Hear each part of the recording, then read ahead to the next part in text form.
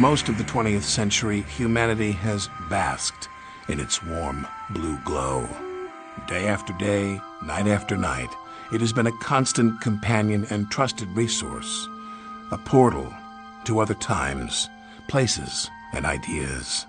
From the very beginning, there were detractors, the mothers, the fathers, the teachers, the clergy, the press, the Amish, each uttering the same familiar phrase. TV will rot your brain. Rot your brain. Absolutely, TV will rot your brain. TV will rot your brain. TV will rot your brain. Everybody knows.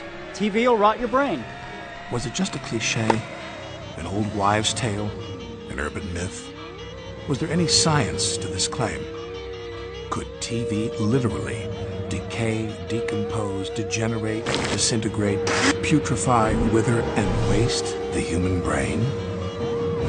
There is no question that television has a physiological impact on the brain at the level of hurting the brain, deteriorating your mind activity. The mind turns into mashed potato. Is it conceivable that this has been part of its purpose all along? And if so, who was behind it? And perhaps more importantly, why?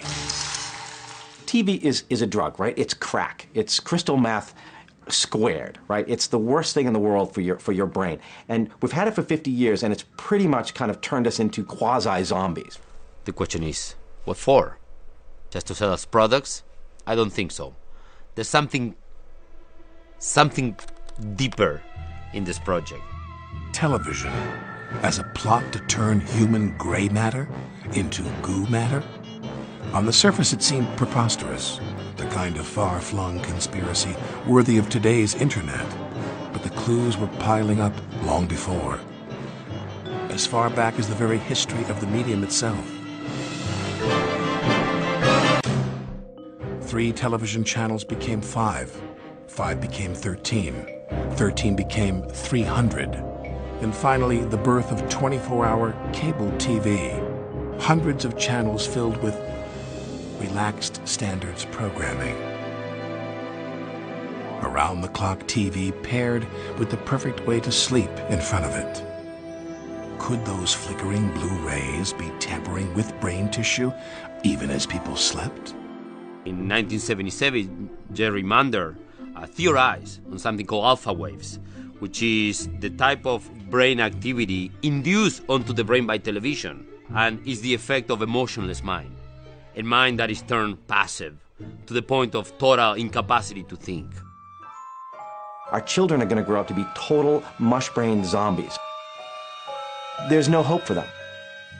The content kept on coming and the channels kept growing. Many beamed directly from space, culminating in the phenomenon dubbed reality TV, a scriptless, plotless, pointless, thoughtless, relentless genre that dished up all the experiences humans missed while sitting on their couches. Their lives.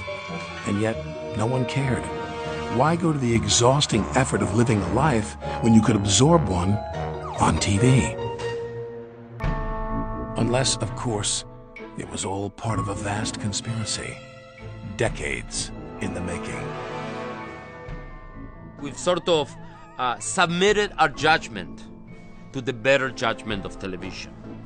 Behind us is clearly a project of control and domination, which sooner or later will be revealed in the form of physical domination. Your parents were right, your teachers were right, even that creepy scoutmaster with the tight brown shorts was right. TV is slowly rotting your brain and turning it into a slimy, gooey, mushy blob of pudding, and there's nothing you can do about it. Once your brains are reduced to a cottage cheese like mush, we'll scoop them out with a melon bowler and gobble them right on up. Because we're aliens. That's kind of our thing. Could it be? Could every actor, director, producer, technician, boom mic operator, editor, makeup artist, PA, could everyone in this seemingly innocuous industry be playing a part in some sort of diabolical conspiracy? Absolutely. And there's nothing you can do about it. See? I just told you what was happening, and you're still watching TV. Amazing.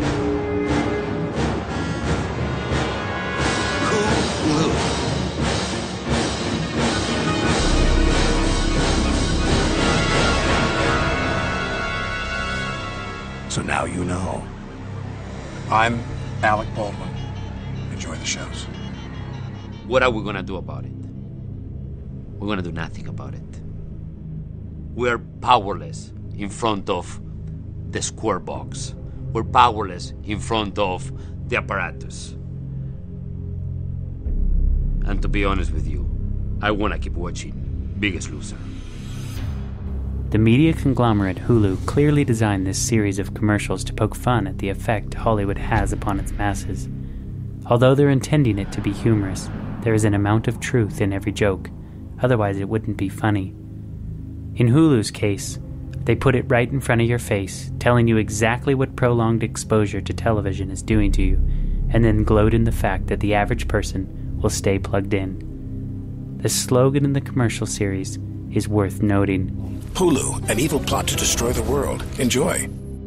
The world was first introduced to the advertisements of Hulu during the fourth quarter of the Super Bowl 43, when the most eyes would be fixed on every frame of the game. It was not put on in the middle of the night when no one would be watching. Is the health of our minds really at stake? Is there any substantial evidence to what Mr. Alec Baldwin is saying? As everyone knows, entertainment is totally fake. But can it actually have an adverse effect upon your life?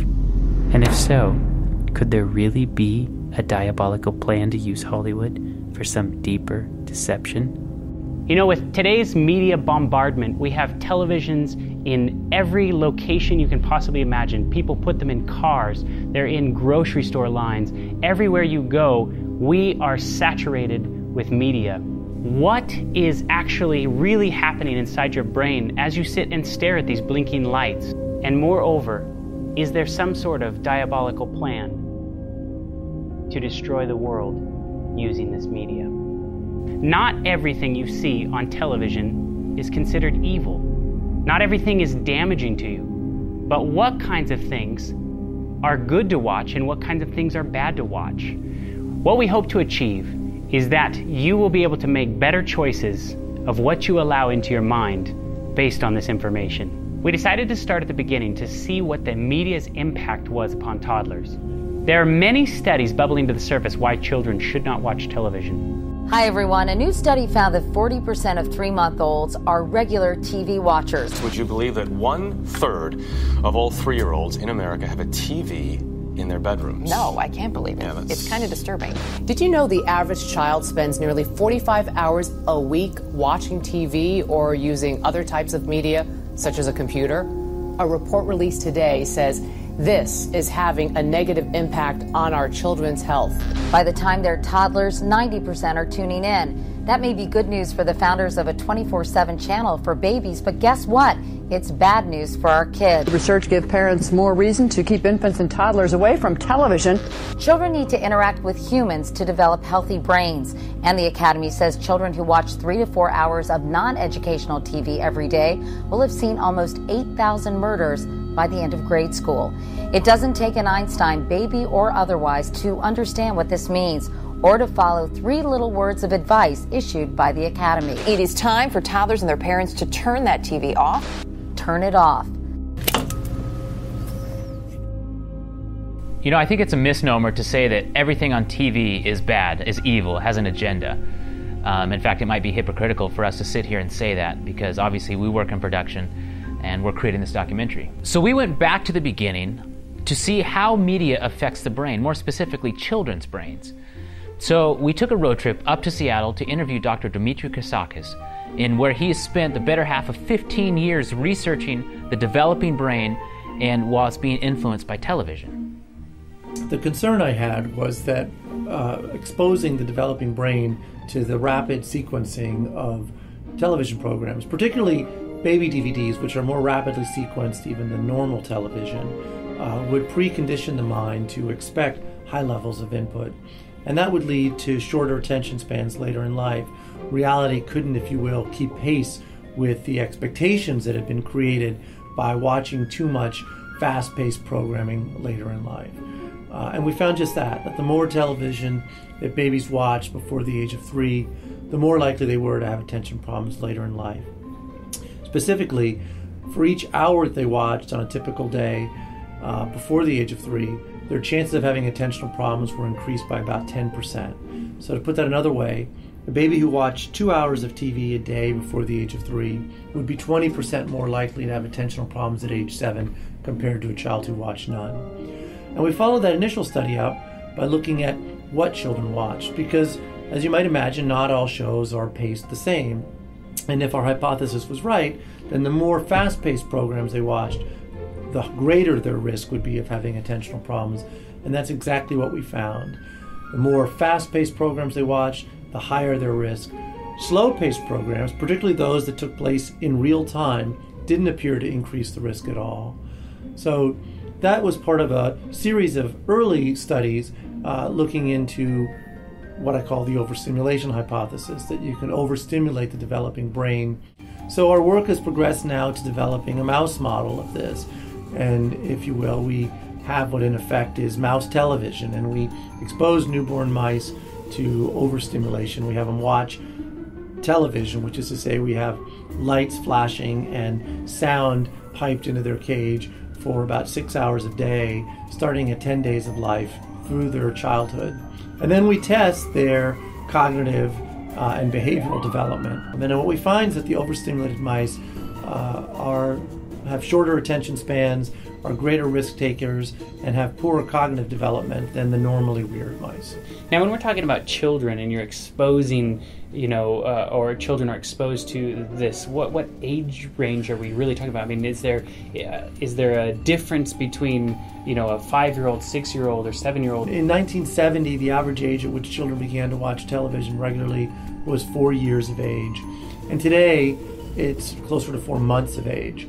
And that rapid shift hasn't occurred so much over the last 40 years as it has over the last 15 years. There were no products that were aimed at children that young prior to about 15 years ago. So the advent of baby DVDs and all of their claims of making children smarter, more musical, more mathematical, have really successfully gotten parents to put their babies in front of the television. And because babies' brains are very much a work in progress, the effects of baby TV are very different than the effects of preschool television. And if we have a conversation about preschool television, you'll hear me say very, very different things. Because although I'm a firm believer that TV exposure before the age of 2 should really be minimized, after the age of 2, there are programs which, if used appropriately, don't pose any risk to children at all. In fact, have been shown in many studies to proffer benefit. At a TED conference, Dr. Christakis showed that not every media production that is labeled educational is necessarily beneficial. Which brings us to Baby Einstein. Now, many of you probably have not seen Baby Einstein, but I will show you a random 20-second clip from Baby Einstein Day on the Farm, and here it is.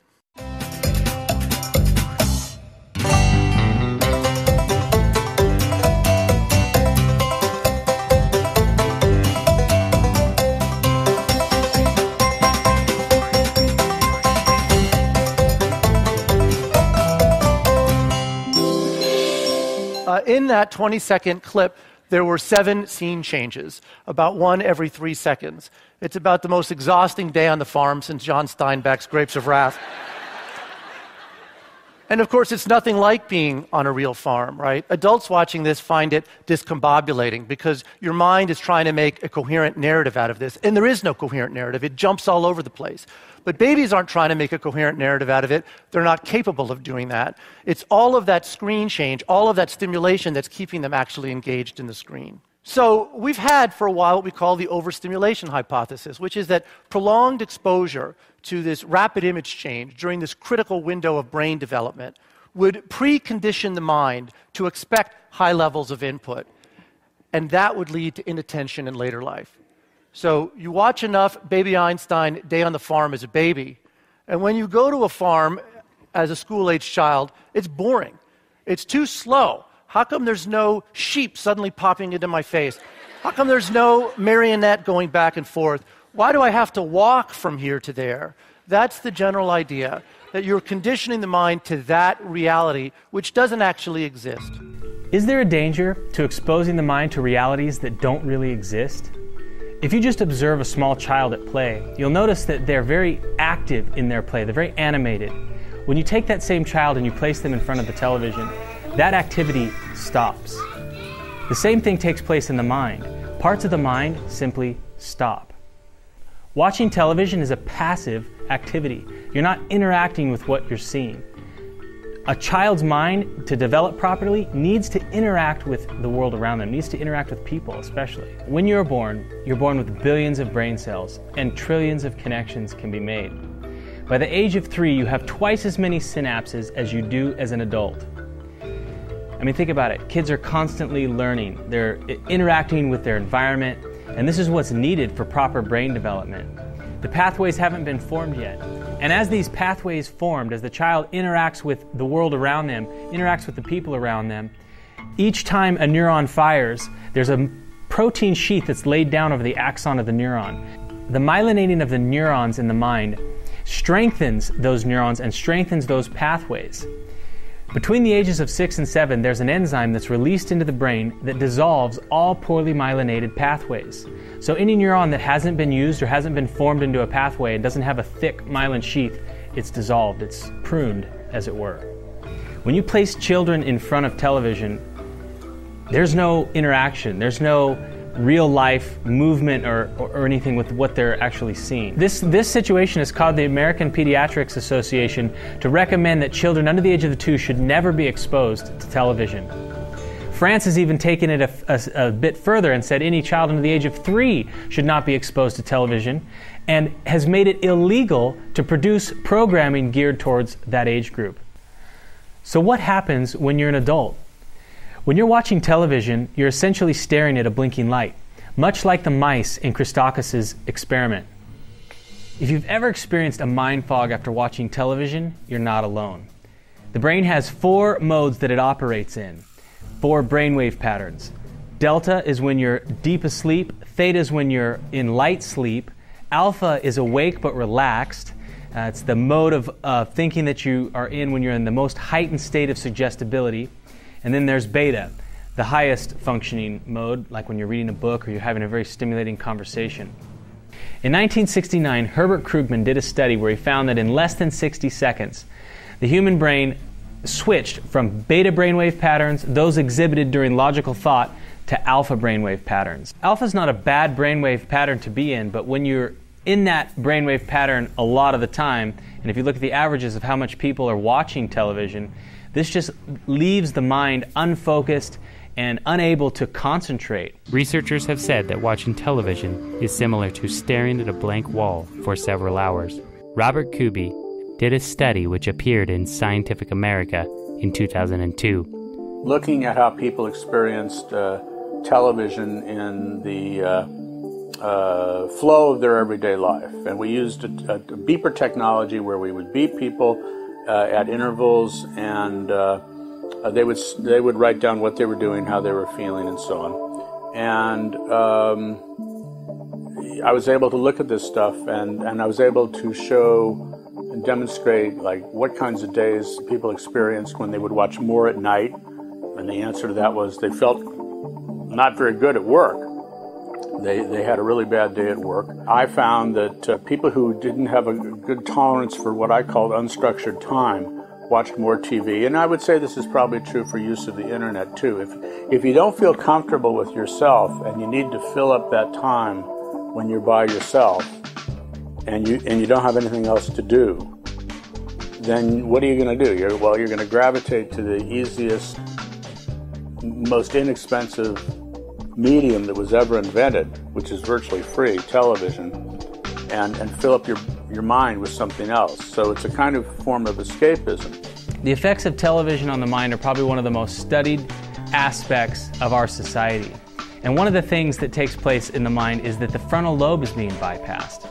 Within minutes of sitting down and watching television, the frontal lobe activity simply goes almost to nothing. The frontal lobe of the brain is the seat of spirituality, morality, and the will.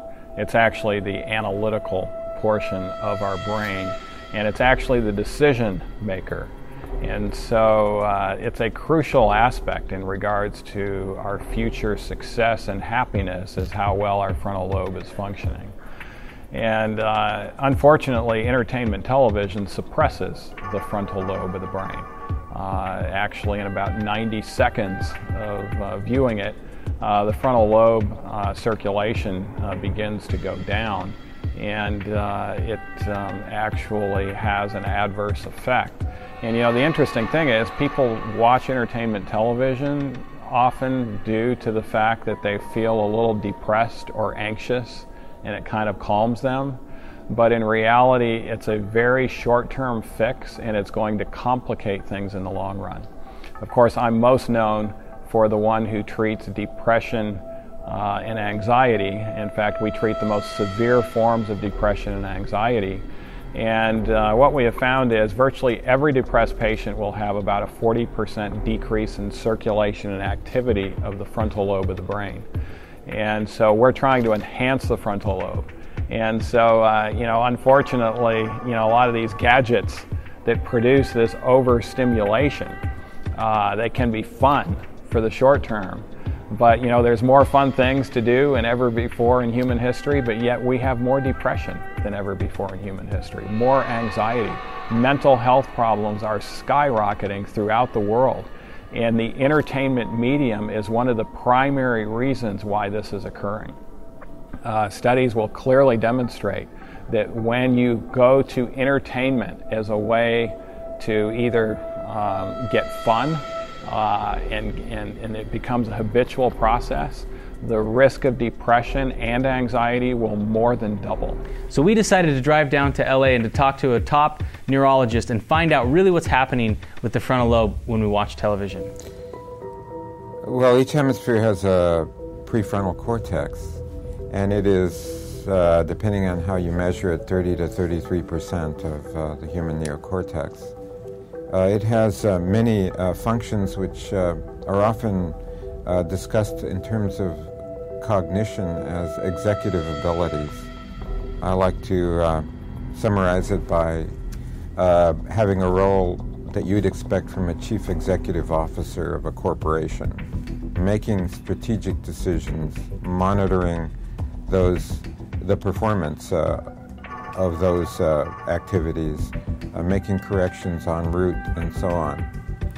It's also the source of social behavior. It turns out that humans are particularly visual animals.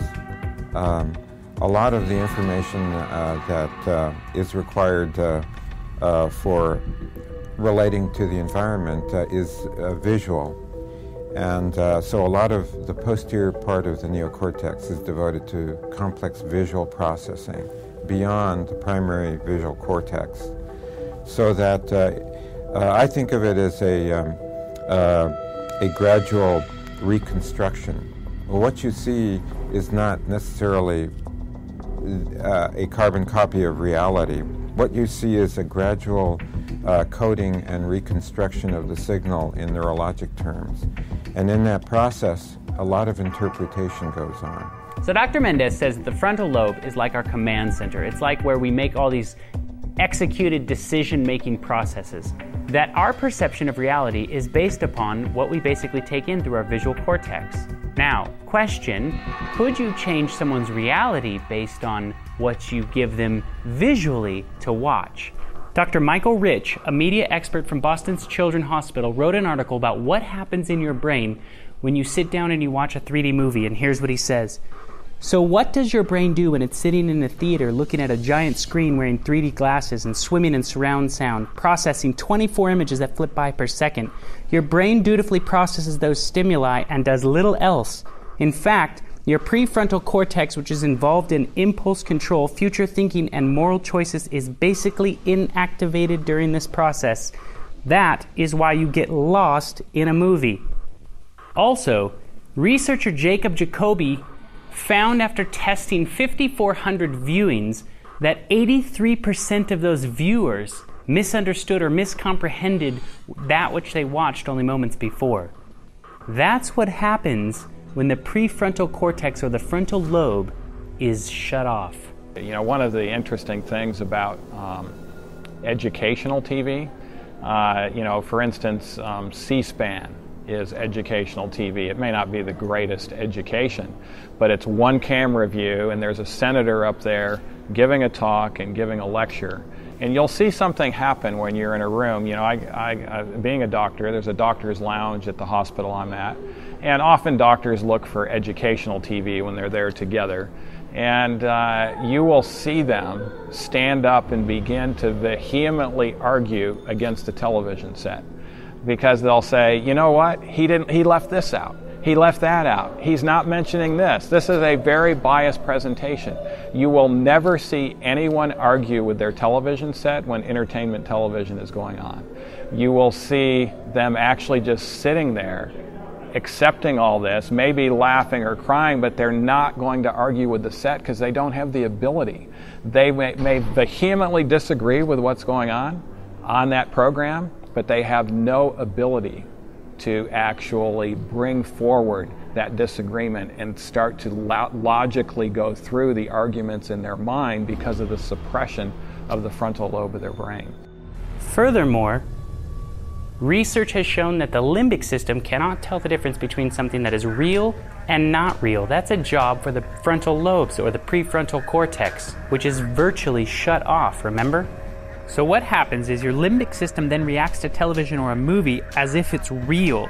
It releases the appropriate hormones of the fight or flight system in conjunction with the stresses that it places upon the body.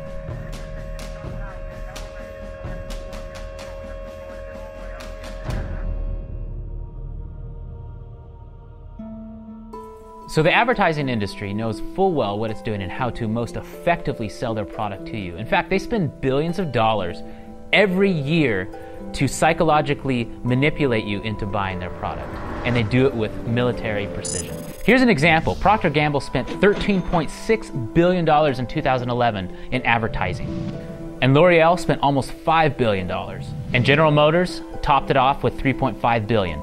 So if you think about it, if we're not truly affected by what we watch or hear, these companies wouldn't spend billions of dollars. Just to give you an idea of how much money this really is, LA Times in 2008 wrote an article on how to solve world hunger. Within this article, they wrote that the price of hunger was estimated at $30 billion per year to solve the world hunger problem.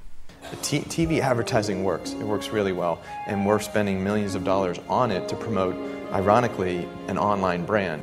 But advertising is not all just about money. They're there to sell you a set of ideas with those products. You see, marketers understand something. They understand that the key to marketing is your emotional attachment. For us, the art of marketing is about creating emotional responses. And I mean, that's the whole idea of art, right? It's why you go to a museum. It's why art influences, inspires us. And applying that to marketing is something we've always thought, very heavily about. It's about bringing design, bringing emotion and creativity and passion. I mean, you can play this game with yourself. Just say Coca-Cola or Ford or Boeing. Just name anything like that, and then start ticking off what you associate with it. There'll be a whole bunch of attributes, and those attributes are created in advertising. They're created by the product itself. They're created by the experience you have if you call the company with a problem or no problem. Any interaction you have with that product, company, thing that it makes, service, the cumulative effect, the cumulative impression you have is the brand. How you feel about a certain product, how it feels in your hand, how you feel when you wear those clothes or whatever they're selling you is exactly what marketers are going for. Advertising is the art of the intelligent generalization, okay? It's not supposed to be a text sheet. It's supposed to get across the gestalt, the essence of the idea. It's supposed to turn you onto an idea of the product and what your relationship is going to be with this product or service, not all the specifics. Who in this room has ever bought something they didn't really need? Yeah? Okay, some people have got two hands up. So you're standing in front of it, you're going, I don't need it, can't afford it, it's not practical, and you walk out with it. Why? Because of the emotion it makes you feel to buy it. My favourite business writer, and I'm sure some of you share this, is a guy called Tom Peters. Now, I was reading an interview he did with an executive from Harley-Davidson. So he's interviewing their top executive. And he said halfway through the interview, yeah, but you just sell motorbikes. And the executive said, Tom, you have missed the point. He said, we don't sell motorbikes. And Tom Peters says, well, what do you sell? He said, we sell the ability for a 43-year-old accountant to dress in black leather, drive through a small country town and have people be afraid of him. He said we sell an emotion. We sell a feeling. He said if you use logic to buy a motorbike, you'd buy a Japanese one because they're awesome. Notice the key word is feeling, your emotional attachment to them. How society became an emotionally driven market really began in the 1920s with Sigmund Freud's nephew, Edward Bernays. Eddie Bernays saw the way to sell product was not to sell it to your intellect, that you ought to buy an automobile, but that you will feel better about it if you have this automobile. I think he originated that idea, that they weren't just purchasing something, but they were engaging themselves emotionally or personally in the product or service. That it's not, you think you need a new piece of clothing, but you'll feel better with the piece of clothing. That was his contribution in a very real sense. We see it all over the place today, but I think he originated the idea of the emotional connect to a product or service. He was almost single-handedly responsible for the way our modern society shifted from a needs-based society to a wants-based society. He took his uncle's writings about human desire and applied them to the masses. You see, at this time, American corporations enjoyed a massive boom in production because of the war, and goods poured off the production lines. But what they feared was a danger of overproduction. There would be a point where people had enough goods and would simply stop buying. Goods had been marketed to the masses on the basis of need and function. Things like shoes, stockings, and cars were promoted in functionable terms for their durability. What the corporations realized they had to do was to transform the way that the majority of Americans thought about the products. One leading Wall Street banker, Paul Mazur of Lehman Brothers, was clear about what was necessary. He said, "We must shift America from a needs to a desires culture. People must be trained to desire and to want things even before the old had been entirely consumed. We must shape a new mentality in America. Man's desires must overshadow his needs." Prior to that time, there was no American consumer. There was the American worker, and there was the American owner, and they manufactured and they saved and they ate what they had to, and the people shopped for what they needed. And while the very rich may have bought things they didn't need, most people did not.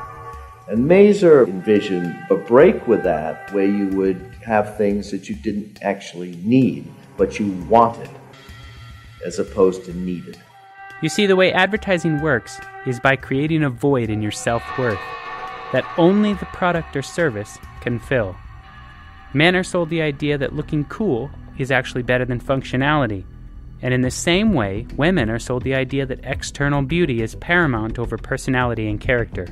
The most glaring example of this can be seen inside the beauty industry. The Dove Corporation recognizes this and has created an entire campaign exposing the onslaught of advertising focused on external beauty. This particular commercial shows what a young girl sees in magazines, on mannequins, and in advertisements, which will ultimately have a significant impact upon her self-worth. This industry has mastered the art of lying about true beauty, and the only way to have it is to utilize their products. Dove ends the commercial with wise advice. Talk to your daughter before the beauty industry does. New research has opened up the door for marketers to take a peek into our brains. It's called neuromarketing. For the first time in human history, we are able to monitor a live view of the working parts of one of the most mysterious organs in the human body. Now marketers are even using medical technology called an fMRI, and what they're doing is basically being able to peek into your brain and see real-time your emotional response to anything.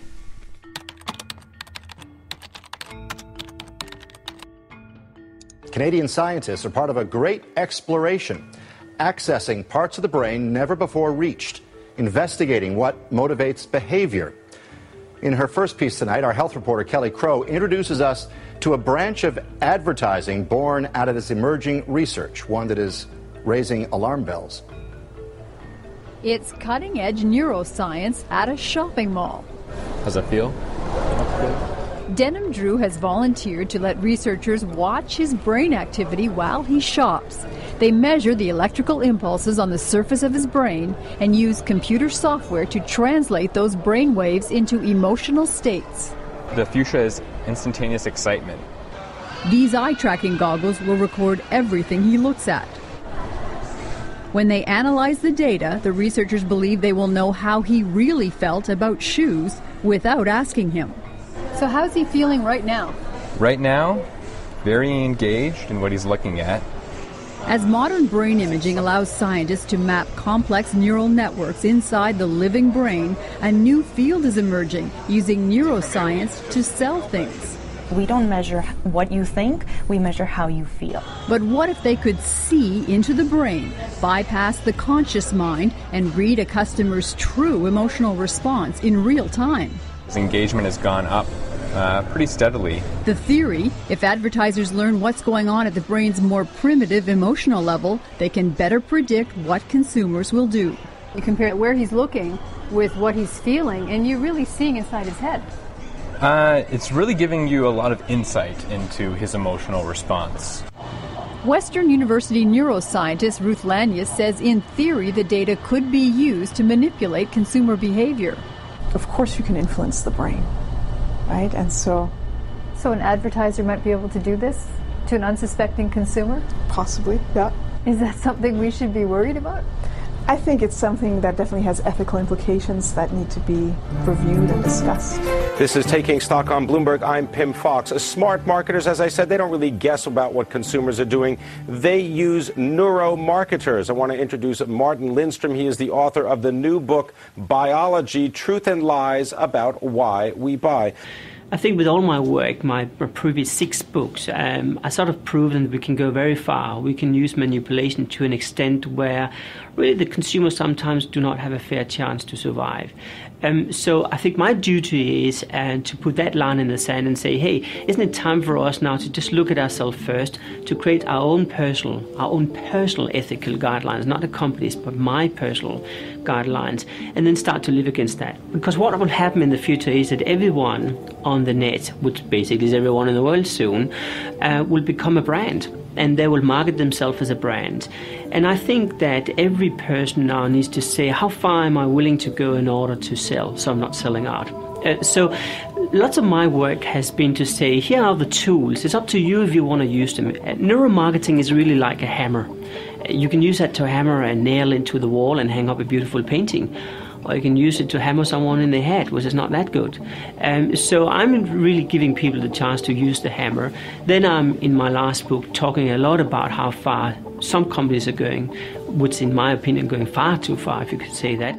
Some marketers go to great lengths to manipulate consumers, such as what Ryan Holiday did to promote the movie I Hope They Serve Beer in Hell. I've manufactured controversies, done stunts, planted fake stories. So for Tucker, one of the big things we did was, it was a movie primarily for young adult males. There are obviously people who don't like those types of movies, so instead of sitting back and saying, okay, we're not going to be able to reach those people, they're a non-entity in this campaign, we thought, like, how can we get those people to denounce the movie and talk about it and spread the word about it in a way that makes young adult males want to go see whatever they're saying that they shouldn't go see. And so part of the campaign involved buying really controversial, deliberately provocative billboards that I went out and vandalized and then leaked photos of to blogs. Real protests generated from my fake stunt, to the degree in which the Washington Post and Chicago Tribune both wrote editorials denouncing the movie. The city of Chicago banned our advertisements. Manipulation is a common tool for advertisers, but it's not the only trick that they use. Television commercials are not only key to the success of those products or services, but they're also highly entertaining. Understanding how television commercials work isn't terribly complicated, but if you look very closely, you can start to see some of these tricks that marketers use to sell you their products. Take, for instance, the absurd. Like in this Amico Auto Insurance Company. There's obviously no room for that many people to fit into that car, but what they're telling you... wouldn't choose a car that didn't fit your needs. Turn on the car. Where's Liam? Is that if you choose any other insurance company, you are almost as absurd as trying to fit that many people in the car. The testimonial. Every day, thousands of people are choosing Advil. Here's one story. My name is Blaine. I use it, therefore you should use it. Then there's the fantasy. If you have this product, your dream will come true. You'll be the guy that gets the girl. Mr. Sandman, bring me a dream. Make him the cutest that I've ever seen.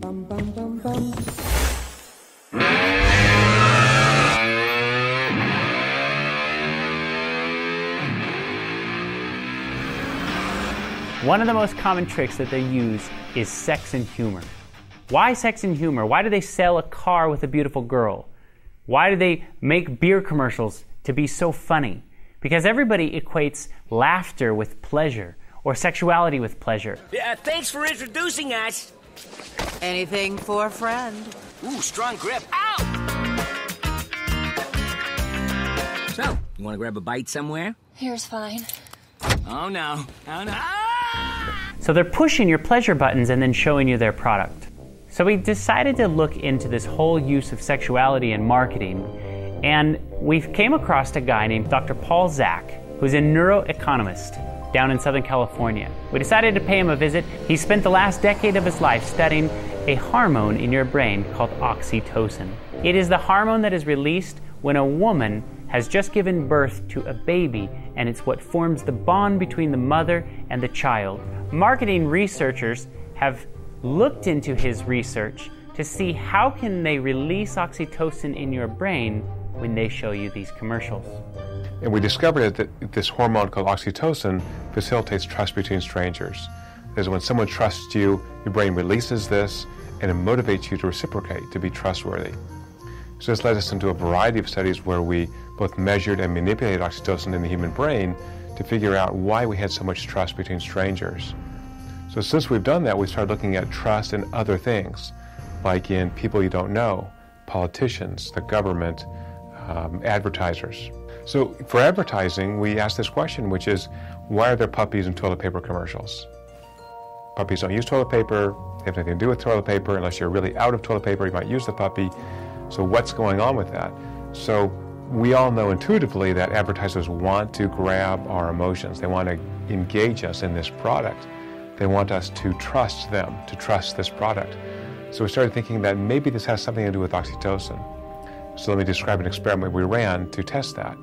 So we had an experiment where we had people view public service advertisements, like don't drive drunk, here's what can happen to you. And we put half the people in the experiment on oxytocin and half on placebo.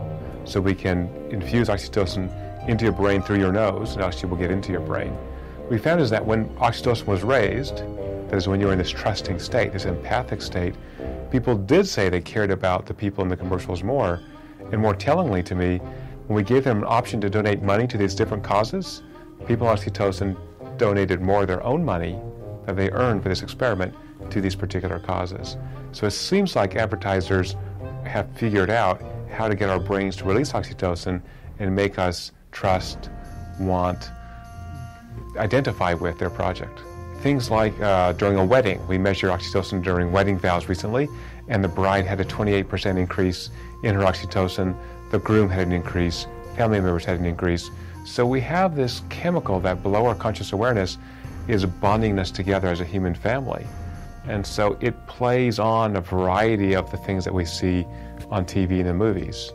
So an example of that is we developed a 100-second video of a father and his son who's 4 years old who has terminal brain cancer.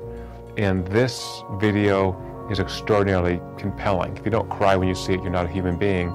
We found a 47% increase on average in oxytocin levels for people who would just watch that movie. And then we gave them an option to earn some money. And they could earn money either by keeping it for themselves or by offering it to another person to share it with them. And people who were empathically engaged, who had high oxytocin, in fact shared much more money with a stranger. So all of a sudden, in a real tangible way, once we are engaged by this chemical, we are reaching out, and we're reaching out with our wallets. It's common knowledge that people are able to memorize things better by the use of music. That's why young preschoolers are encouraged to learn their ABCs by singing a song. At the end of a lot of these commercials, you hear a ding or a dong. You are now free to move about the country. They use little songs and jingles to get you to remember their products. Television commercials have mastered the art of hypnotic induction. And there's all kinds of examples of them poking fun at the use of using hypnosis. Time to retrain your brain. Retrain your brain. All the phones you want. Get 1 or 8. Unlimited. It's time to switch to Virgin Mobile. Virgin Mobile. So we decided to go and visit a couple clinical hypnotherapists and see what happens inside your brain while being hypnotized. It's a real simplistic form of what NLP is, what hypnosis is. Initially, hypnosis was called monoideism by James Braid, which means one idea. Get it down to one idea so you have leverage. And that's what we're doing. We'll find out these anchor points with people, whether it's the feeling that we can change or it's the images in your head. Same thing with NLP. You basically learn about how the senses take in information, which they do. All 5 senses take information, and then we do a process that's called distorting, deleting, and generalizing that information. So what we see is actually what our brain is interpreting in the back of our head, in our cortex, visual cortex, and that shifts and changes. George Miller back in the 50s did some testing with how much information we can take in consciously and hold at one time. And I'll give you a guess. A phone number is approximately the digits. They call it 7 plus or minus 2 bits of information that you can hold on to at one time. So if you start going into a telephone number, but then going into the area code, sometimes you'll stutter a little bit because you've got now new bits of information. People say it varies. But then the unconscious mind, the part that takes care of if you get a cut, that you don't have to think about, it heals up by itself, that grows hair, that grows fingernails, that blinks your eyes, that gets you to swallow. Those are all unconscious processes. So there's something taking in millions, if not billions, of bits of information and making them into information to make your body move, to make it breathe, to heal, to put you to sleep. Try to stay awake too long. Sooner or later, your body's going to take over and make you go to sleep. Try not to swallow for too long. Your body's going to make you swallow. So we have a conscious crossover where we can adjust these things and play with them, but ultimately, because of safety and us staying alive and our body wanting us to stay alive, these other safety factors take over, even though we want to do it. So what they'll do with hypnosis, and this is where people become susceptible to it, is they'll overwhelm you with information. So you look at a commercial and you see all this information that comes all in at one time. And you see this goofy stuff and you go like, what is going on there? So what you've just done now is go into a questioning part of your mind. You've got a ton of new information and you're trying to figure out what it is. So they want to get you into an emotion. You think about the commercial. Does the commercial get you an emotion? Not really. They rely on the TV show to get you into the emotion. The cliffhanger, they go right to break. And you go, oh, wow, I can't wait. It's going to be over. The commercial comes on. You're in state. Pavlov's dog, remember, ringing the bell, the dog salivating, and then all of a sudden they got this new information that comes in. And the information is meant to get you into using that state that you're now in, that curiosity, that cliffhanger, that anxiety, so to speak, of what's going to happen next, and associate their product with it. So it's an easy thing to slip into trance. People do it on their own lots of times. Like if they're driving a route that's real routine for them to do, easy time to go into trance. Or even more so if they're listening to music, like very rhythmic music, like rap music, which is actually almost dangerous to listen to for our young people because of the messages in it, and it's repeated in a hypnotic rhythm. Which brings me to the use of rap music in commercials. They mention me when they discussing what's next, cause all about the roundabouts. We getting the dough for show. We're moving on up. We're chromed up. The all-wheel drive Suzuki Kizashi. Upgrade your ride. It's also known as one of the most hypnotic forms of music and is used as background music to a lot of different commercials. The same thing applies to very rhythmic techno music. Remember, laughter releases endorphins and you think pleasurably about their product. Is that my wedding dress? It could be. Even in this wanting system, even the kind of MTV quick cut movies or films that are done on like for commercials now, that's really attention getting for the brain. It's just hard to look away. So all those techniques are using brain science essentially to suck you in. You look at commercials, you look at MTV, and the music videos, they're going 100 miles an hour. You can't get that. But let's go back to 7 plus or minus 2. You can't get it consciously, but you got it unconsciously, especially through the eyes. The ears have a certain range you can't really get past, and the mechanical part of the ears don't let in. That's one of the things where they said subliminal stuff, subliminal audios. They're using this. If the mechanism can't hear it, it can't hear it, but visually, you can see a lot. And the amount of information that's out there that gets in that we're not aware of, foreground and background. It's rewarding. So your brain is set up so that new information is encoded as a reward, because new information might be valuable to you. More resources here, more mates here, fresh water.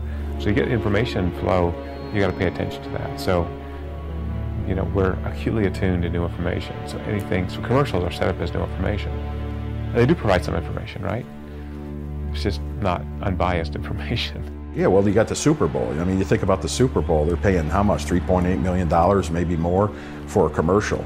So people are in a state. A lot of people are betting money. They're gambling. We're not only just getting into emotions, we're going into the thinking centers of the brain. When you get into that anxiety and that you're running that, you get into the lower parts, the reptilian or the mammalian, the squirrel brain as they call it. You're not into the higher cortex making decisions. So that's the game that we're playing with advertisers. That's the game we're playing with television, is to get people into and keep them into the lower brain centers because they're much more easily controlled.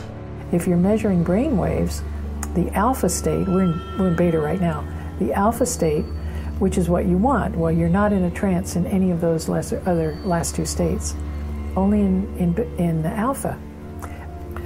I'm not aware of anyone who can't be hypnotized. If you do your own, put yourself in trance, then anybody can be in trance. There are people who are more reluctant to be directed into trance, what some people will call resistant, and therefore unhypnotizable, but I'm not aware of anyone who's unhypnotizable. I've never read about anyone being unhypnotizable. That the skill often lies in the language used to hypnotize the person, permitting them to allow it to happen. Because I say all hypnosis is self-hypnosis, whether I'm directing it or you're doing it to yourself. Just in what I witness on TV and magazines and products that you purchase, there's advertising on all of it. The language is structured such that it encourages you to buy. So it's very powerful stuff because the language is much more subliminal and people aren't paying attention to what they're hearing in the ad because they're just so caught up in the visuals.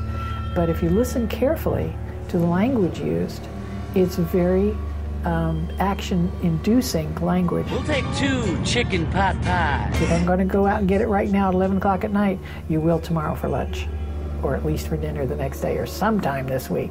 You're going to Carl's Jr. or Kentucky Fried Chicken because of the way it's spoken about and presented. Print ads are very, very similar. I'm sure you've seen the research where the subliminal messages were buried in the wine glass and that kind of thing. Yeah, and they're really there too. So people don't realize that they're picking that up, but neurologically they are picking it up. So there's great debate on subliminal advertising and if it actually works.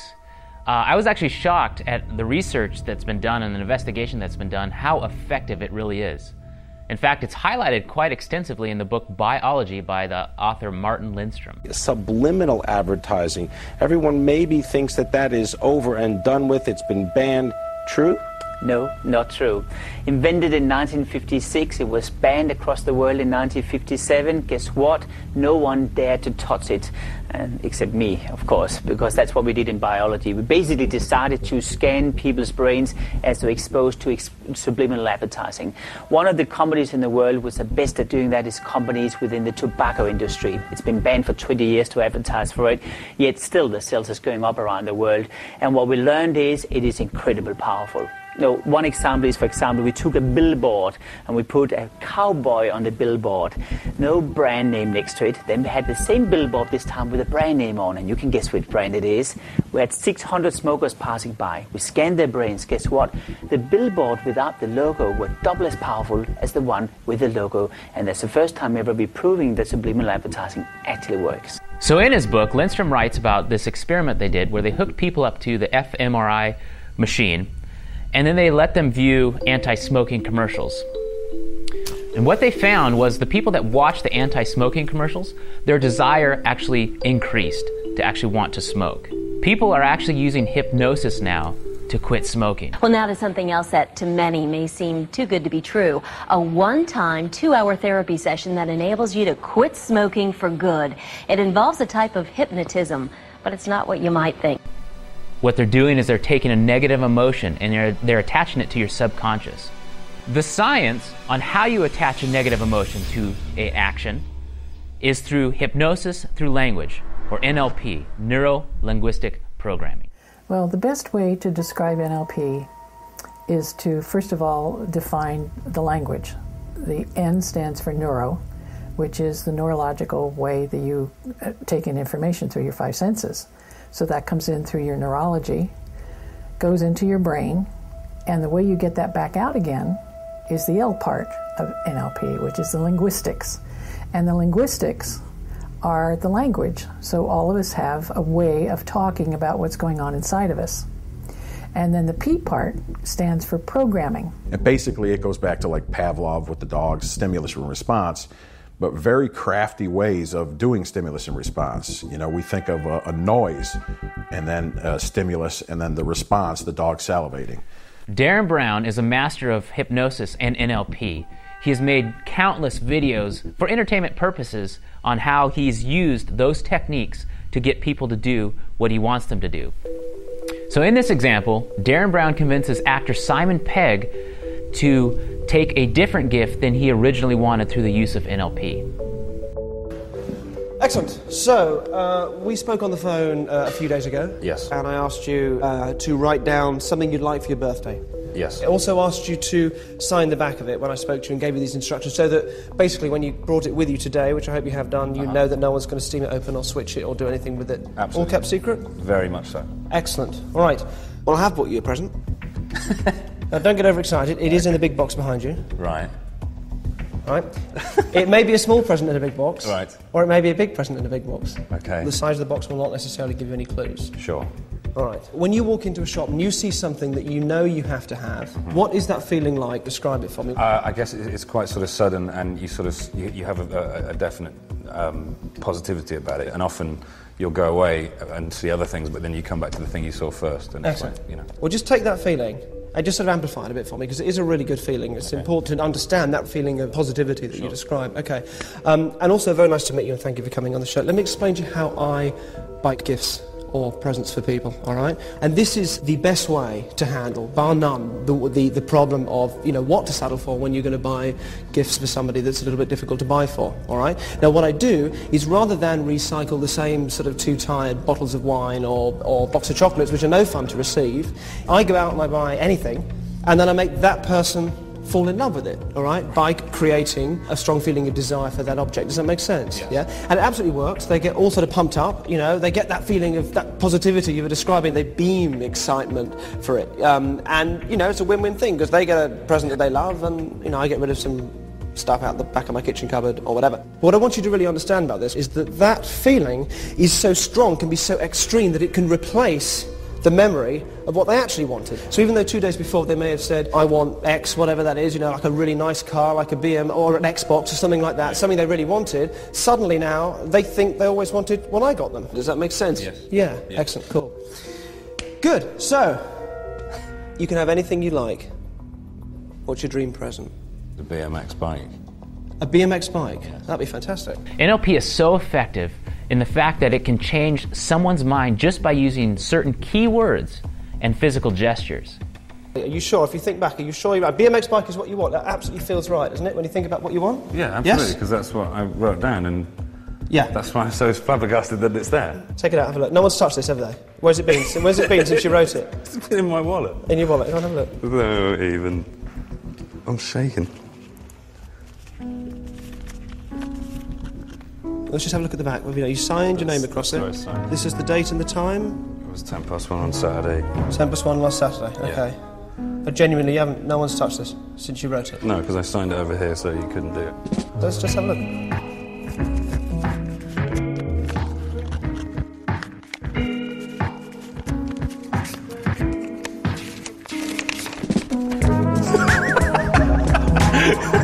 What's it say? Leather jacket. Leather jacket. Did you want leather jacket? No, I wanted to be a Max. So why did you write leather jacket? I didn't. You didn't write leather jacket? That's your handwriting, That's isn't my it? handwriting as well. This is what you want, This is what I want, yeah. All right, any idea why you wrote that? No. That gives you that feeling of Yes. spontaneous positivity. That, yes? Not Yes. this, you don't want that. No. That's useless to you. Absolutely. So you're happy with your present? As am I. Congratulations and happy birthday gift. If there's some kind of thing going on that you know, I can work out logically, I'm going to play along and... but I'm stunned. That's definitely my writing, that's my J, and I've got no need for a leather jacket, and I don't know what's going on. Our brains work much like a computer. You can actually override the operating system and reprogram the brain. That's how powerful it is, and this is scientific fact. Hypnosis is as powerful as a drug. People have used it to stop smoking, to lose weight, to have pain-free childbirth, simply by strongly suggesting to the mind that you will not feel pain, that you'll feel a negative emotion when you pick up a cigarette. It's basically attaching some sort of emotion subconsciously to either an action or, in the advertising industry's perspective, a product. Just as Simon Pegg forgot what he originally wanted, watch in this next clip how Darren Brown gets a group of people to forget the movie they just watched by using subliminal persuasion. Can I have a look at where it says forget the film over the girl with the rose in her hair? I think that's a frame too long. Can we get that down to one frame? Let's see how that works. This is the Genesis Cinema in East London, which kindly agreed to include our ad amongst the trailers for a screening of Ocean's 12, a carefully chosen film which, if the ad works, the audience will not be able to remember. Not a bad thing.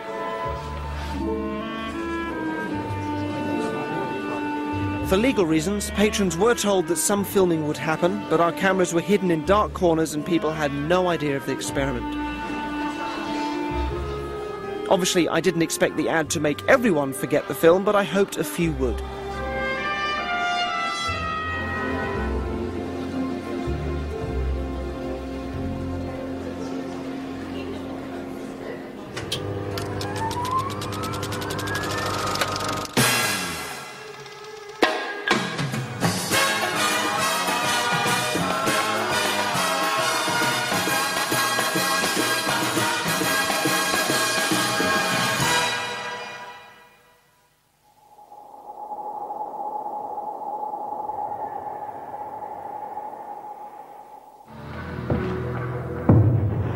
I know what's happened. I just can't think of when.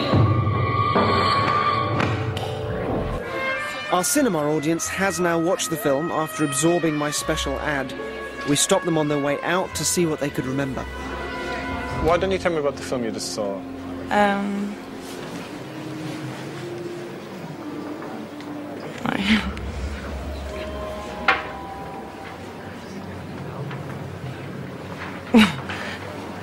It's a bit weird. So how often do you go to the cinema? I don't go much, about once a month. Is there a particular genre you like or don't like? I like foreign movies. But this one you... And I don't remember anything about the movie. It's about a heist that goes wrong. And then it comes together because the guy's got a contact with his mother. If I try to picture the actual scene, I see like a sieve. It's going to sound even worse, like just a sieve. I remember the whole film, whole thing, Wicked. Awesome film. I can only remember, like, casually, like, going into the cinema, and then, like, when we came out, my mind just went blank, and I don't know why. I can't remember anything, man. I don't know why, I don't understand what's going on. It's like a block. The bright lights, they put people in trances. If you go and you get a good stage production, and I've seen some of the best pastors and preachers down in Texas when I was living down there, I'd go to them, and even up in New York. And one of the things that they know in hypnosis is they have massive amounts of light up at an angle. So when you're looking up here in the visual cortex, and what it does is it kind of, in a sense, will blank the mind out. And it'll create points of focus for your nervous system and overwhelm it. And that's part of what hypnosis is to overwhelm your system. If you've ever gone to a movie theater, you know that you sit in a dark room and you stare at bright lights. So just like Mark Ryan is saying that that can be a very hypnotic effect, you're also then flooding the system with so much information at one point in time that it's hard for your brain to process that much information. Your brain's like a computer, like a processor. It can only process a certain amount of information at one given time. And so when you flood it with too much information, you can go into a hypnotic state. Well, with hypnosis, they're still trying to find out exactly what the mechanisms are that are working in the brain, but now with the neuroscience, they're really finding out fast. So there's an old saying we used in sales, and that was, you sell by emotions and you justify by logic. So the bottom line of basically NLP, any change work, any conditioning, any brainwashing, it goes down to emotions. You can just think, I'll just use something really basic. Think of something in your life that at one time you didn't believe in or didn't think about, because you felt a certain way about it, and then you change that. Why was it? Because all of a sudden you got a different feeling, and that different feeling then started producing different pictures in your head, different internal dialogue, how you talk to yourself, and different feelings, and that together, enough of those forms a belief system, and that changes everything. Why do you cry in movies? You know it's fake, you know it's a fictional story, you know the actors are pros who are trained to, can't help it. I mean, not everyone cries in every movie, but you know, there are certainly scenes where you're just like, oh, or great artwork, right? You go in the Louvre and you see, you know, whatever, Mona Lisa or whatever it is, it's like so powerful and having this big emotional experience. We spoke to a group of college students who had all seen a particular movie called Fight Club. When we asked everyone in the room who had seen Fight Club, and this is at a Christian college, where in this movie do they speak about God, only one person in the whole entire room could answer the question. I want to ask a quick question. I have seen this movie probably 20 times, maybe more. This was one of my favorite films. How many people in this room have seen this movie? Look at how many hands just went up. Can somebody tell me in this movie where they speak about God? You got one person. What scene? Out of everyone in the room who has a religious belief, only one person could remember the scene where they actually spoke about God. And here's what was said. Our fathers were our models for God. If our fathers bailed, what does that tell you about God? Listen to me. You have to consider the possibility that God does not like you, never wanted you. In all probability, he hates you. This is not the worst thing that can happen. It isn't. We don't need him. We are God's unwanted children. So be it. Listen, you can run water over your hand to make it worse, or look at me. Or you can use vinegar to neutralize the burn. Please let me have it, please. First, you have to give up. First, you have to know, not fear, know that someday you're gonna die. It's only after we've lost everything that we're free to do anything. So think about this. In a room full of Christian believers, you have a movie that speaks very negatively about God, but nobody could remember it. Why? Because remember, the moral command center is bypassed, it's shut off. When you watch a film, you are reacting off of your limbic system, your emotional system. And so much information is coming in that you're not consciously thinking about the information as it's going into your brain. So that's how a whole room full of Christians would miss something like that. Take, for instance, the movie Avatar. Notice, while watching the trailer of Avatar, this is a real-time fMRI study of the brain. Look at how the frontal lobe activity is virtually shut off, and most of the activity is off the visual cortex or the limbic system in the rear of the brain. Just like marketers are starting to use fMRI brain scans to sell you their products, Hollywood is using fMRI brain scans to make better and better films that have a better emotional response. Recently, neuromarketing has shifted into neurocinema. Hollywood executives have commissioned neuroscientist Stephen Kortz at the California Institute of Technology to improve movie trailers. Kortz is best known for his discovery in the areas of the brain that are specifically associated with human anticipation and pleasure. Director Peter Katz is using fMRI technology to get a greater emotional response from his audience. With neurocinema technology, filmmakers can now look inside your mind to make better movies. I'm Peter Katz. I'm a film producer. Studios rely on people to accurately fill out questionnaires after a test screening. The problem is, it's difficult to remember specific details of a film and what you felt about each scene. We will scan the brain of our test subject, Bridget. She's going to watch my horror film Popsicle beside a fMRI machine to measure her fear. Bridget will watch 2 scenes in a Siemens 3T MRI.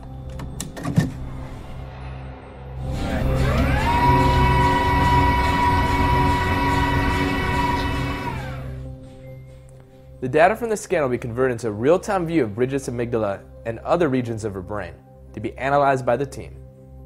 Okay, we're going to get started, Bridget. Are you doing okay? All right, here we go. What we're looking for, the amygdala, is right here. So after we analyze this in about 2 weeks, we are hoping to see activation here, the amygdala. So you could see fear. Like if she's scared, like if she's actually scared, you could see that right on the brain. The amygdala controls fear, Yeah. anger, rage, anything that's fight or flight. So if she's having any of those emotions, I think that's pretty good for a horror film. At the Topanga Film Festival in Southern California, a number of neuromarketing features were offered. 7 neuroscientists discussed film imagery and its effect on our conscious and subconscious processes in our brains. Notice how everything is centered around your emotions. Remember what Mark Ryan said. If you want to do any change work, it's all centered around your emotions. Remember what the neuromarketer said. Emotions is the key. Not only are filmmakers tracking what the brain is doing, but new technology has created an opportunity to see exactly what the eyes are looking at on the big screen. This has opened up the door for filmmakers to hide even more things in the background because they're tracking what you'll be looking at throughout the film. Imagine a day when people have this headset at home connected to an iPhone and are doing interesting things, not just getting their brains measured while watching advertising or content, but even do more interesting things, like if content can change based on how they feel. With all of this new technology that's coming out and this fMRI brain scan studies, Hollywood is talking about changing the frame rates because they want you to be more emotionally invested into the films. Well, we were able to we monitor electrocardiogram, electroencephalogram, galvanic skin response, electromyogram, and mapped out how people responded physiologically to increases in frame rate. Right. Had nothing to do with content, performance, framing, directing, acting, anything. And we found out there was this perfect bell-shaped curve that just got better and better and better. People got more and more excited, up around 60, 66, 72 frames a second. Because when you get into an immersive experience like this, it's like you're in the movie, not looking at a movie. You become a participant in the movie like a theme park ride. Technology matters because it enables you, our valued customer, to live the dream that unfolds on this screen more intensely, exactly the way the director had in mind. Lately, we've seen some important new technologies emerge in cinema theaters, and today, we're about to take the next big step. Peter Jackson, James Cameron, and several other important filmmakers have decided to shoot their new projects in 48 frames per second. Now, what does this mean? Since the 1920s and still today, films are being projected at a speed of 24 frames per second. And that's perfect, until the camera moves. See how the image during the movement is blurred. This is why director Peter Jackson decided to shoot his new epic movie, The Hobbit, in a much faster 48 frames per second. This creates a hyper-realistic film experience for the audience. But the idea of real in cinema, as in, because Pandora... It's meaningless now. Exactly. The idea of what's real. We're experimenting right now with 30-foot Lamberts in 3D, which is unheard of, at 120 frames a second, which is unheard of. And the result is an experience that is so close to reality that it calls for a whole new cinematic language. Another trend that's happening is they're wanting to increase your experience at the theater.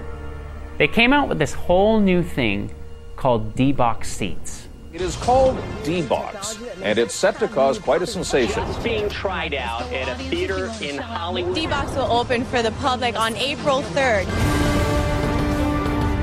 One thing that surprised me was how much the seat felt more than just like a ride at Disney. It felt like the whole thing was tuned into every part of your body when you were sitting there watching the movie. I really enjoyed how it made me feel like I was in the movie. You're actually in the movie. In the movie. As if I was in the scene myself. As cinematic technology advances with one purpose, to increase your emotional involvement, what if particular filmmakers were fully aware of how our minds work? Could they use hypnotic tactics to deliver a deeper message in a film?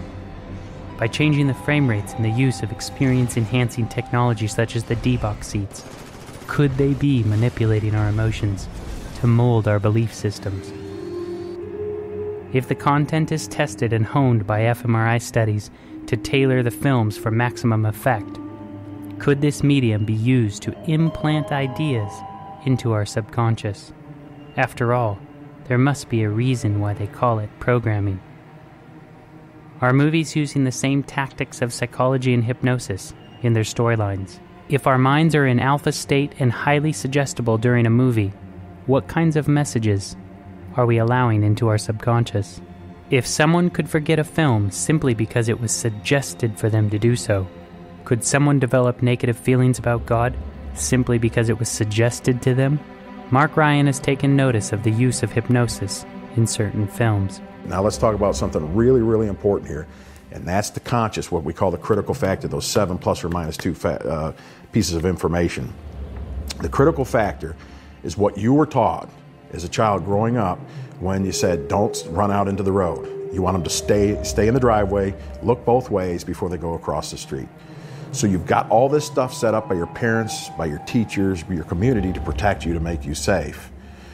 And what we're looking for in hypnosis, what TV, what commercials are looking to do is to interrupt that process. They want you to get past the critical factor is what it's called. Yeah, in the movie Inception, they used a lot of time distortion. Time distortion in hypnosis and NLP is huge. Again, people can follow time for so long, the 7 plus or minus 2, before they lose it, and then they can't keep track of time. So back to television, back to the movies, when you start to have a belief change or you think it's a certain way and you say, hey, don't watch that or don't do that yourself, people go, nah.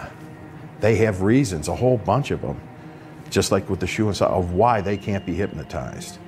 So in a movie like the Inception, when you're playing with time and you're playing with time distortion, now you can, and if you notice, they went to different levels of time. And that's what I was talking about in the video that you saw. They go to different levels of time, then they close it off. Now they got the cognitive dissonance, they get the memories. So they're not only taking the movie through it, they're taking you through it. I mean, I had to go back and search to remember about the old Chinese guy. I mean, you forget about him because they open a loop, they close a loop, they open another loop, multiple embedded loops. And then you'll have amnesia form. So what you want to do as a hypnotherapist when you're doing it on the positive side is to get people into those trance. Open so many of them. Don't close them. You open them. You open them on one side. You start to tell a story. You don't finish a story. You go into another story. You start telling a story. You don't finish a story. You go into another story. And then when you get at the core, and the core of the Inception movie was what? They got this guy to go into the room with his father in a made-up scenario about what was going to happen to the father. So now if you engage the imagination at that point, that depth of trance, there's no critical factor there. There's nothing blocking from anything you can put in there. So if you could change people's feelings, that changes beliefs, that changes convictions. They'll do all kinds of different things, which the guy in the movie did. But what did they have to first do? The belief that held it, and that's why they had the psychologist there, the belief that held it together was that his father did something nasty to him as he was dying. I know you were disappointed. I couldn't be you. No. I was disappointed. But you tried. But when they found out really he was doing something beautiful to him, what did he change? It was his emotions that changed. It was like, I got to look at it differently now. If you're in the deepest state of hypnosis during this scene, then what message could they be leaving into your subconscious? There are tons of Gnostic websites that herald this movie as a brilliant retelling of the Gnostic faith, an inverting of the Bible and making God evil and Satan good. Some of our other documentaries explain the Gnostic faith in more detail, but for now, let's consider what the whole Inception movie is all about. A thief who uses deception to help a young businessman realize something about his father that he never knew before. The Bible also speaks about a thief who used deception to suggest something about a father. The director Christopher Nolan gained his inspiration for this movie from Philip K. Dick, the father of postmodernism and Gnosticism in today's pop culture. If you just type Inception and Gnosticism into Google, it won't take long to see what religion this movie is really teaching. So let's just shut everything down and let's think about this logically. Look at how just by turning off these monitors in the background, how much less information your brain has had to process. A lot of people want to say that it's just entertainment and that it doesn't affect you. But after what you've just seen, it's really hard to say that. Just think about all the movies that you've ever seen that has the same elements of hypnosis that Mark Ryan has just described. Time distortion, goofy random images, multiply embedded storylines that intersect at some given point. Couple that with your heightened state of emotion and an alpha brainwave pattern, and it becomes a recipe for manipulating your subconscious. The films that you most like are the ones that you identify with. Why? Because you place yourself in those characters' shoes. What they experience, you vicariously experience. What they feel, you feel. What they believe, you believe. If your favorite heroes are fighting against God, guess what? You also might be fighting against God. Now that we see that science proves that entertainment actually does affect you, the entertainment that is coming out of Hollywood does have a profound effect upon your mind. Let's look at the big picture. Your frontal lobe is being bypassed. So you're not critically analyzing the information that's going into your brain. You're not compartmentalizing it anyway because you're only thinking with the right side of your brain. So the information is coming into your memory as one big chunk. If there's rapid sequencing and the frame rates are such, there's a hypnotic effect that's taking place. So you're in this heightened state of suggestibility. Even if you don't believe in God, you have to recognize that this thing is very powerful in terms of changing your mind, of implanting a memory, of ultimately affecting the way you behave and the way you act in the world. Is it possible that we are in the middle of a great war against good and evil? What if there is a war between God and Satan? So if these directors and if these writers have a belief system that is fighting against Christ, fighting against God, they could be using this technology to implant ideas, implant belief systems into people using a non-threatening way of entertainment. Let me give you a little inside information about God. He's an absentee landlord. Worship that? Never. Better to reign in hell than serve in heaven, is that it? Why not? If you could be either God's worst enemy or nothing, which would you choose? We're the middle children of history. We have no special purpose or place, and unless we get God's attention, we have no hope of damnation or redemption. Which is worse, hell or nothing? I absolutely believe in God. And I absolutely hate the You ask me if I have a God complex? Let me tell you something. I am God. And what we see across the board is an attack on God, an attack on His character, and a promotion of the postmodern view of the relativity of right and wrong. I love the saying, by beholding, we become changed. And I really believe that. The more we behold these things around us, scientifically shows us that we will become changed. We will become more like what we view, what we listen to. That's why it's so important to be careful what you put into your mind. If you're watching various films that fight against God, or change the storyline to make you believe that God is evil or angry, that has a profound effect upon your belief system. So God speaks to us through our mind. The Bible's very clear that He dwells in us, and more specifically, on a scientific level, it's through our frontal lobe. And if you think about it logically, If that portion of our brain is bypassed, are we bypassing what God is trying to say to us? Are you letting Hollywood crowd out the voice of God? It would do us well to dwell on things that are pure and holy, that Paul penned in Philippians 4:8. If we behold God's character in His love and mercy, our characters will be transformed in that likeness. For most of the past century, society has been part of a grand experiment in entertainment and advertising.